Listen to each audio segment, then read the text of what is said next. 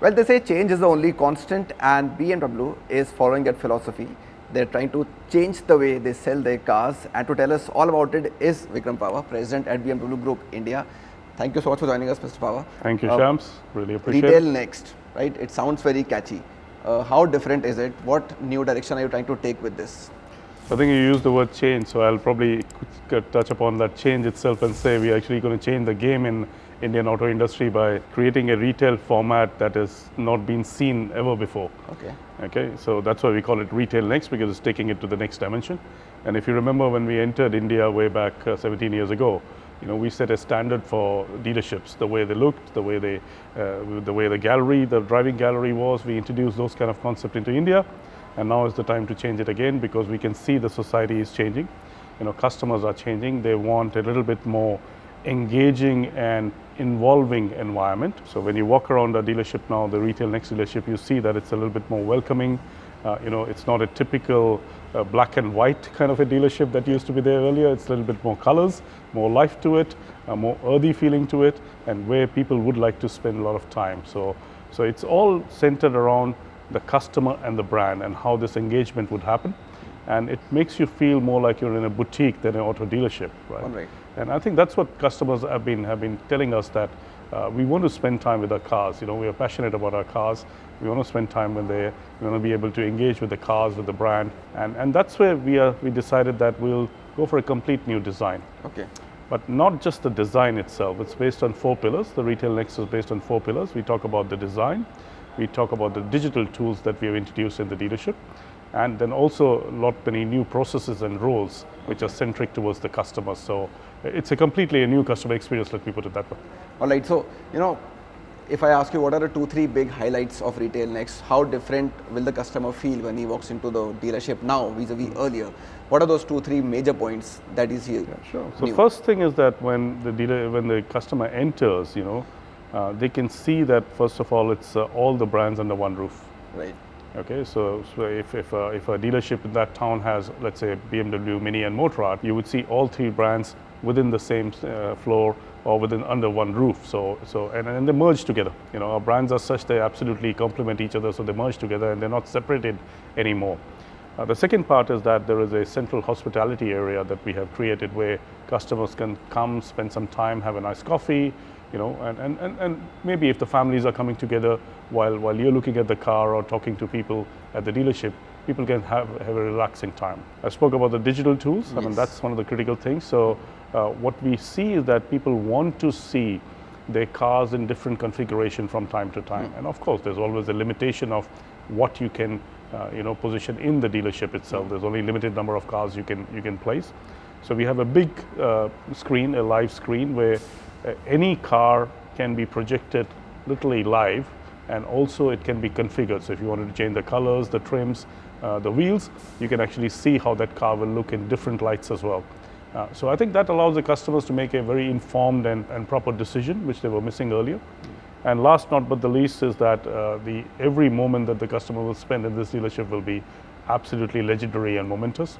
And I think you can feel that. We were sitting in a lounge probably right now, or not in a dealership, right? That's right, yeah. And that's exactly what the customers will do, is that you'll sit next to your car. So it won't be the previous flow of that. You look at the car, sit in the car, and then go in a room and then talk about it.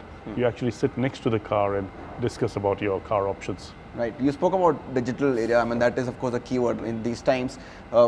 In terms of sales, is the customer still walking into the dealerships to choose his cars, to buy his cars? Mm-hmm. How informed is he even before he walks in? Is he choosing to do everything online? What are trends like over the last few years? So I think, digital space has picked up a lot over the last, let's say, 5 to 7 years. And especially after COVID, it's been even more rapid adoption to digital kind of engagement, let me put it that way. But is the entire car purchase journey digital? No. Okay. It is still digital and physical combination. So there's a lot of research that happens online. We see that 20 to 25% of our customers actually book online as well. So make the down payment online by selecting the model, but they still would come to a dealership probably to do a test drive or to finalize some of the other details and accessories and things like that. So it's a mix of both, and that's why I think a lot of people ask me this question that, in this digital environment, why are you investing so much, right? And my answer to that is that I think car is a very passionate product purchase. So it's not something that you will decide unemotionally. There's a lot of emotion involved in it. And when it's got to do with emotions, you got to physically touch and feel things. So, Right. and that's what we still see, that people will come with their families at times, Okay. especially for delivery. You will see the entire family coming over for delivery because that's a momentous occasion. We do offer a home delivery as well for our Right, customers, right. but we see more and more prefer to come to the dealership and really mark that occasion for So themselves. that entire debate that's going on even globally now, that dealerships may lose relevance, you don't subscribe to that. I don't at all. I think dealership will remain the center of the universe for customer interactions. It is a very personal thing. Car purchase is a very personal thing. Especially I can talk about our brand, absolutely, because we are a very dynamic and performing brand. So I think in that, the passion remains for our customers to come and spend time. And I think the proof in point is this dealership that we've opened now, the first proper Retail.Next format in Gurgaon. We see a lot of people are actually walking in just to spend time. Okay. Yeah. And so going forward, will we now see every dealership having all three group companies, or we will still have maybe an exclusive mini dealership or an exclusive motor dealership? Well, so there would be, I mean, depending on the town, so we don't have common dealers everywhere. So wherever we have common dealers for all three brands, you will see them under one roof. Okay. Okay. BMW and Mini are always common. Okay. Alright. So in a town, if Mini exists, so we are in 10 cities compared to BMW, which is in 35 cities. So in that 10 cities, you would see BMW and Mini together. In the same Absolutely, no place, doubt about it. Motorrad, depending on if in that city is a common dealer, then the Motorrad will sit in the same facility. Otherwise, it will be a separate one. And yes, you will see the entire nation transforming, all our touch points transforming to this format over the next 2.5 years, let me put it. By end of 2026, we would have completed 56 sites transformed into this Retail.Next format with the investment by our dealer partners of 365 crores. All right. Yeah. It's a big number. So is this something that's exclusive to your India operations, or something we've seen globally as well from the No, group? this is a global agenda that we have adopted. Like I said, this is what we call as the future of the retail, really, because this is where we see the customer preferences changing, and it is happening across the world. Luckily, this facility happened to be the second in the world, right, as a lighthouse project and first in our region of Asia Pacific, actually. So will there be, going forward, will there be a mandate, like, because there are now so many products to be displayed, right, across so many brands, will that be a challenge in terms of real estate? I mean, how do you show the customer what they're looking for? We'll have to make compromises. Yeah, How do you go so actually we've reduced the number of displays in this method. So you would see that we have created a lot of spaces for customers to sit alongside the car. So we don't put the cars next to each other in a row anymore. There's always a space in between cars for people to sit and enjoy and interact with that car. So actually the number of displays we have reduced, but what we have done is with that digital method, we are able to then opt for other options that customers want to look at. Okay. Yeah. So, when a customer now walks in, he has very clearly marked areas for all the brands. If for example, they're there in one dealership, now he knows that, this is my Mini area, this is my BM area, or is that further segregated into, say, like a performance area, or your... Yes, absolutely. So there are special areas that are built up because, of course, the thematics of each brand or each sub-segment is absolutely different. So we are sitting in the Mini area, absolutely. So that's a designated Mini area at the moment. If we walk a little bit towards the performance area, you'll see a M area, which is themed for the M performance cars. There is an area for super luxury cars like 7 Series. There's an area for electric. There's a dedicated delivery area for our customers as well, because like I told you, delivery is a very momentous occasion for our customers, so we value that.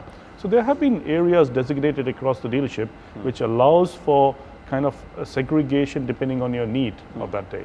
Like I said, if you wanted to just sit and have a coffee and have a chat with the sales consultant, you can go to the hospitality area and spend some time there as well. If you look at total numbers of the market in India, say compared to China, it's very minuscule, right? Absolutely. Now, in a scenario like that, is it even more challenging for you to operate or convince the customer that we are the right brand to go for? And how do you approach that? I think we are seeing more and more people wanting our brand. We've seen that, and I think it's displayed in our growth over the last 3 years. You've seen we've been growing almost really strong double digit, and including in the first half of this year, we've delivered a very solid performance of 21% growth. So we can see that the growth is there. Yes, you're right. Compared to China, of course, the volumes are much lower.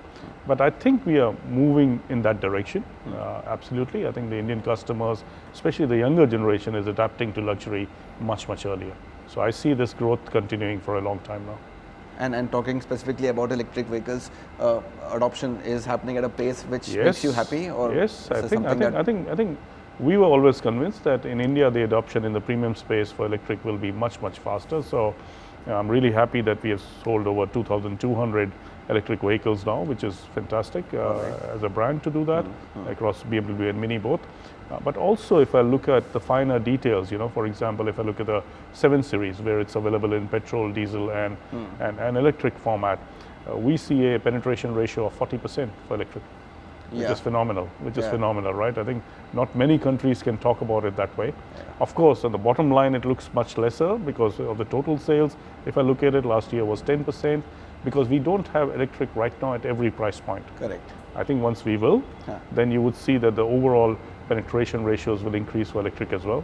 And really good feedback from customers as well. We have the usage statistic as well now of these customers. So they're using it same as the ICE engine. So there's no difference between a usage behavior for electric or a traditional engine. Also charging only once a week really.